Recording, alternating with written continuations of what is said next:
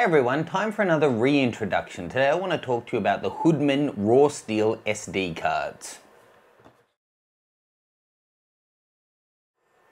So hopefully you saw when I was in Photokina, I checked out Hoodman, saw these cards, did an introduction, and I was really impressed with them. Well, it's taken me this long, but I finally got my hands on one to actually test out. Now, if you follow that Nikon guy, you probably know I unfortunately have a tendency to break things. So anything that is extra strong and extra durable, especially if it's carrying around your files, which at the end of the day, literally at the end of the day, are the most important thing, that your files are intact, having something strong is really important. Now, whilst I love the fact that they have steel-plated compact flash cards as well, I've never really damaged a compact flash card. I have, however, crushed an SD card. I talked about this in the original video, but your standard SD card is plastic.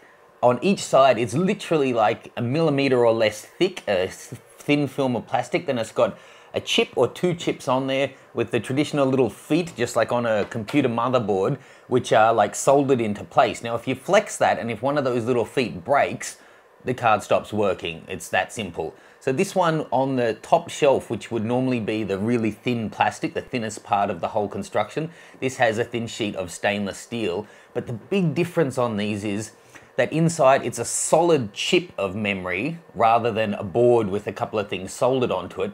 And then the whole thing is packed with resin, which makes it completely waterproof as well. And you can feel the difference, even comparing it to like a quality branded one here. I've got a SanDisk one. You can totally feel that this one feels like a single piece of something. You know, there's no flex, it doesn't bend. The other ones, there is flex, and you can feel that there's differing, inside the thin plastic, there's different layers in there, which are a bit more vulnerable. Now, for someone like me, who, as I said, tends to break things, the fact that it's strong is enough for me to really consider getting them. But obviously, speed is an issue. I'm doing a lot with my D800. That's the main camera I use now that has an SD card slot. So you're shooting full HD video, or even more memory intensive is shooting stills with this thing, 36 megapixel. Speed obviously is an issue. So that's what I wanted to test, just to make sure it wasn't strong but like a tank, slow like a tank. So I ran it through and compared it to a whole bunch of different SD cards I have here from a bunch of different brands, and I did the test based on actual image files. So I did it on small JPEGs from compact cameras, then RAW files from 12 megapixel and 36 megapixel cameras, transferring them both ways on all the different cards using the same setup, same file, same card reader, same cable, everything like that, to keep it as scientific as I could without having to go and buy a white coat. Now, I'm really happy to say that this one was the fastest full stop out of every SD card that I tested. Now, there may be other SD cards on the market that are even faster.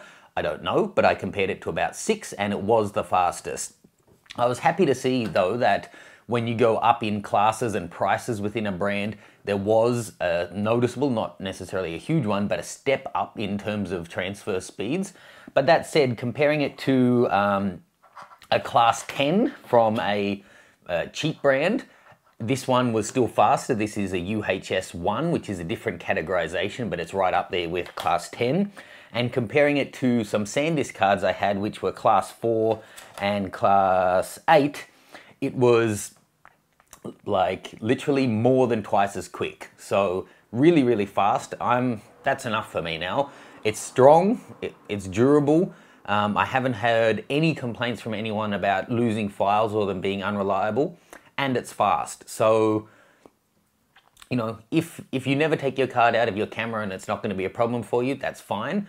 But for me, having something that is what they call ruggedized, but I'll call it steel plated and waterproof because it's been filled up and sealed with resin, and it's a really, really fast one, that sounds like just a ticket for me. Now, you might think, you know, I never run out of buffer, or I've never had a card that wasn't fast enough for recording full HD video. That's great, but for me, at the end of the day, when I've maybe shot 1,000 frames or 10 hours of video footage or whatever, it's the time it takes to transfer it onto the computer that really does make a difference. If it's 50% faster, twice as fast, 3 times as fast as some of the cards I was testing it against, that's a huge difference for me in terms of backing it up, getting it onto my computer and getting my workflow going.